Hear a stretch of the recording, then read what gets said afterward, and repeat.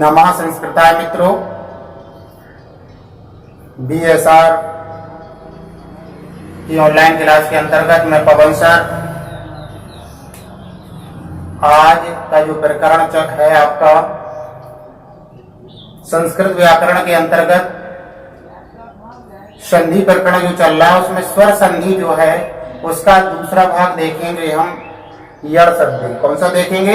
यड़ संधि, जिसका सूत्र क्या होता है? इको यड़ाची। क्या होता है?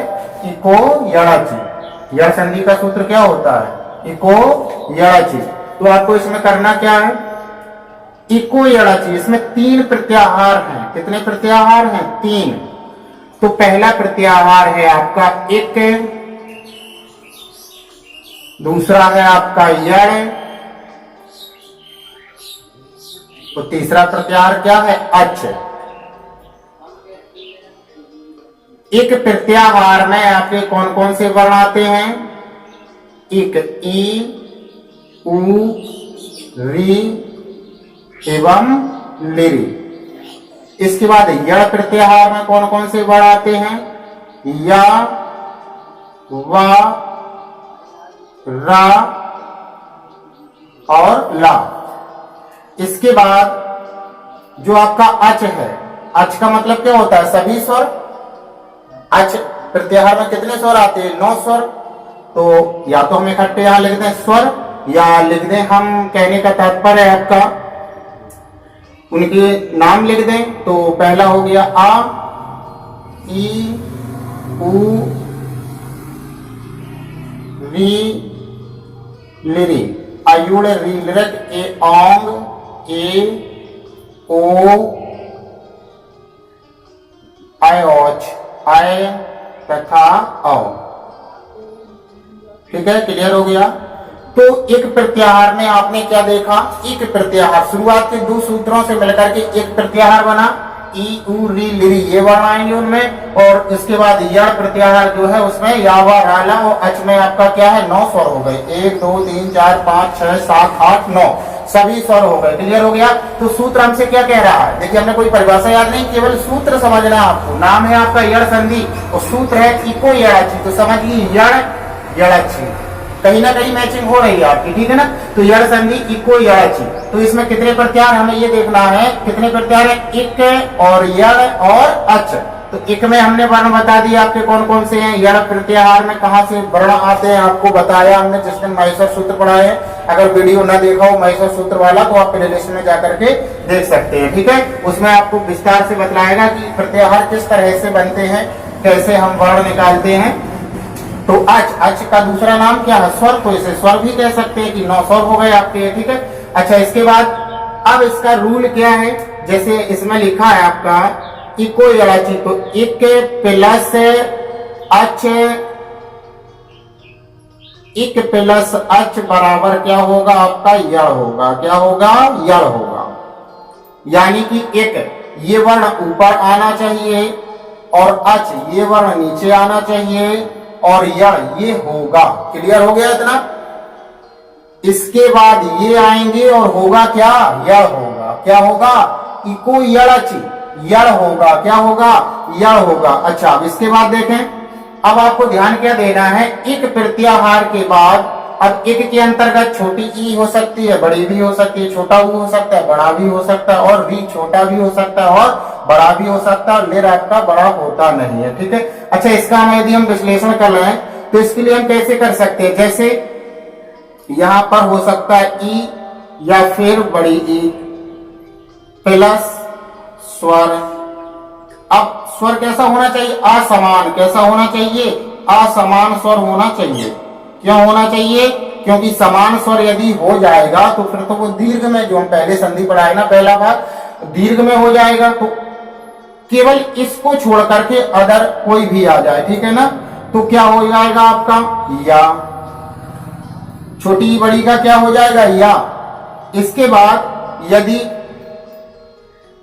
उ या फिर बड़ा उ के बाद स्वर आए और वो भी कैसा आए? असमान, तो क्या हो जाएगा आपका? वा। क्या हो जाएगा? वा हो जाएगा। इसके बाद री, छोटी हो चाहे बड़ी हो, उसके बाद कोई असमान स्वर आ जाए तो क्या हो जाएगा? रा। क्या हो जाएगा? रा हो जाएगा। क्या हो जाएगा? रा हो जाएगा। क्लियर हो गया इतना? क्या हो जाएगा? रा हो जाएगा। अच्छा, इसके बाद अब आपके पास क्या बता, लिर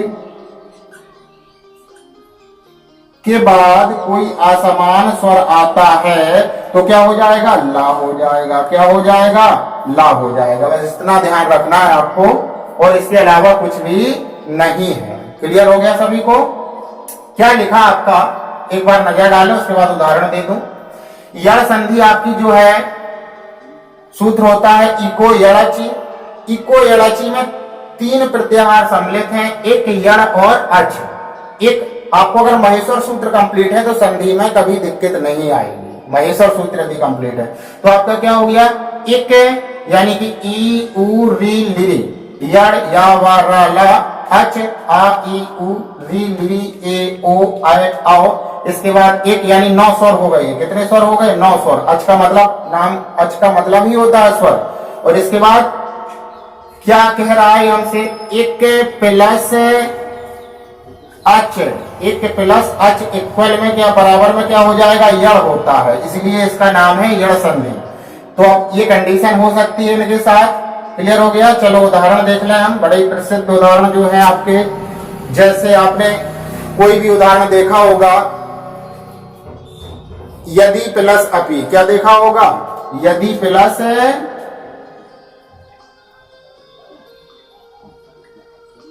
अपि। क्या लिखा है? यदि प्लस अपि। तो सिंपल सी बात है, सब कह देंगे यद्यपि होगा। क्या होगा? यद्यपि होगा। लेकिन होगा कैसे? देखिए क्या है आपका या, और यहां से दा। क्लियर हो गया? अब इससे हमने क्या निकाल लिया? ई निकाल लिया। प्लस आ पी। अब देखिए क्या कहा गया है कि या तो ह्रस्व या दीर्घ ई के बाद कोई स्वर आए लेकिन असमान हो। ई के बाद कोई स्वर आ गया, आ, उसी जाति का तो आया नहीं, कोई असमान आया, तो छोटी ई या बड़ी ई का क्या हो जाना है? या हो जाना है। इन दोनों को मिलकर के नहीं होना है। ये अपना अस्तित्व नहीं छोड़ेगा, ये अपना अस्तित्व नहीं छोड़ेगा। इनका एक आदेश नहीं होना है, इसके स्थान पर होना है। एक आदेश होता है कि दोनों को मिलकर के एक वर्ण बन जाए। ठीक है? और इसमें क्या ई के स्थान पर होना है? क्या? या। तो देखो रख दिए या, और दा ज्यों का त्यों रख दो। फिर ई के स्थान पर क्या हो गया? या हो गया। प्लस अपी है ये आपका ये। ठीक है ना? अब क्या हो जाएगा? दा और या विद्या वाला बन जाएगा ना। या और दा और या धा, ये बन गया। इसी में आ मिल गया और ये पी, यद्यपि हो गया। तो क्या निकला हमारा? यद्यपि। यदि प्लस अपि क्या हो गया आपका? यद्यपि। ठीक है? ऐसे निकालते हैं, लेकिन इसकी जरूरत नहीं है, आप इतना समझे रखिएगा बस। चलो क्लियर हो गया? ये तो क्या और समझाने के लिए। चलिए जैसे आपने दूसरा उदाहरण देख लो, छोटा हो बड़ा हो का। जैसे लिखा है आपका मधु प्लस अरि। क्या लिखा है? मधु प्लस अरि। तो क्या होगा? छोटा ऊ बड़ा ऊ का क्या हो जाएगा? वाह बन जाएगा। क्या बन जाएगा? वाह बन जाएगा। छोटा ऊ बड़ा ऊ का क्या बन जाएगा? वाह बन जाएगा। और ये जो धा है आधा हो जाएगा। क्या हो जाएगा? आधा हो जाएगा, क्योंकि इससे स्वर निकल गया। और ये ऊ मिल करके क्या बना देगा? वाह बना देगा। वाह और आ मिल करके इसमें पूरा मतलब पूर्ण रूप से वाह बना देंगे। देख लो, अगर ऐसे विश्लेषण करना भी बनेगा तो ऐसे मधुवरी, मधु प्लस अरि का क्या बन जाएगा? मधवरी। ऐसे बन जाएगा आपका। समझ में आ गया? और जैसे इसका आपने एक उदाहरण और देखा हो, जैसे सु प्लस आगतम। क्या होता है? सु प्लस आगतम। तो सा आधा हो जाएगा और छोटा ऊ का क्या बन जाएगा? वाह बन जाएगा। आगतम, आ बड़ा है तो उसका यहाँ अंश आ जाएगा, यानी कि बड़ा आ स्वागतम बन जाएगा। क्या बन जाएगा? स्वागतम हो जाएगा। समझ में आ गया इतना कि नहीं आया? चलिए अब देख सकते हैं हम री का तीसरे नंबर का उदाहरण देख लो।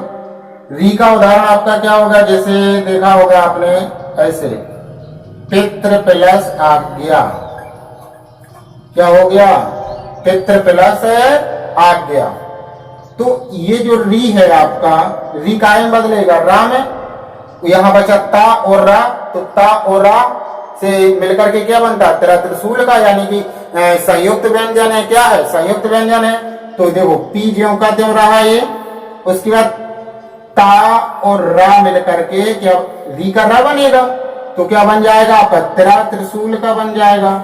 इसके बाद बड़ा आ है तो ये हो गया, और गया पित्राज्ञा। क्या हो गया आपका, पित्राज्ञा। इसके बाद चौथे नंबर पर देखें हम, चौथे नंबर पर होगा आपका जैसे लिर प्लस आकृति, लिर प्लस आकृति। तो लिर, री का क्या बनना है, ला हो जाता है ना, तो ला बना दीजिए। तो यहाँ पर ये बड़ा आ है, यहाँ पर बिठा दीजिए, कृति लिखा है, कृति लिख दीजिए, ला कृति। क्या बन जाएगा आपका, ला कृति। तो इस तरह से आपके ये उदाहरण हुए। क्लियर हो गया। अब जैसे विश्लेषण करना है और अच्छे से समझना है तब बात अलग है, कभी उदाहरण, केवल उदाहरणों की चर्चा करूंगा। अभी तो एक एक उदाहरण लीजिए। जैसे मैंने कहा स्वागतम, जैसे आपने देखा होगा सु प्लस आगतम। अब इसमें निकाला कैसे जाता है, देखिए सु यानी कि इसमें से स्वर अलग कीजिए। जैसे कोई भी वर्ण है, प्रत्येक वर्ण में स्वर विद्यमान रहता है, प्रत्येक व्यंजन में स्वर आपको उपस्थित मिलेगा। और जब उससे स्वर निकाल देते हैं तो फिर वो हलंत अक्षर बन जाता है, स्वर अलग निकल जाता है। तो इसमें क्या है, सा से स्वर निकाला हमने, क्या किया, सा से स्वर निकाला तो वो हलंत अक्षर हो गया, प्लस ऊ निकाला ना हमने, इससे क्या निकाला, ऊ निकाला। और उसके बाद यहां पर क्या है, आगतम, आगतम, ठीक है ना। तो अब क्या है आपका, यहां क्या दिया गया, सा आधा हो गया जी, और ऊ का वा बन गया, ऊ का क्या बन गया, वा बन गया ऊ का। और बड़ा आ जो है इसमें बैठ गया, और गतम ये हो गया। ठीक है, तो स्वागतम, इस तरह से आपका ये बन जाएगा स्वागतम। क्लियर हो गया सबको कि नहीं होगा, चलो बढ़िया है। तो इस तरह से आपको केवल सूत्र याद करना है। इको यड़ची है, संधि का सूत्र है इको यड़ची।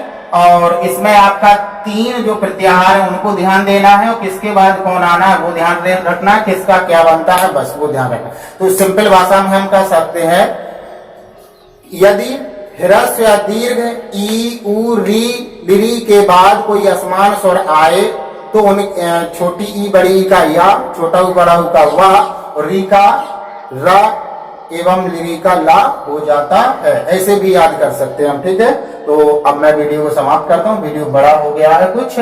जय हिंद।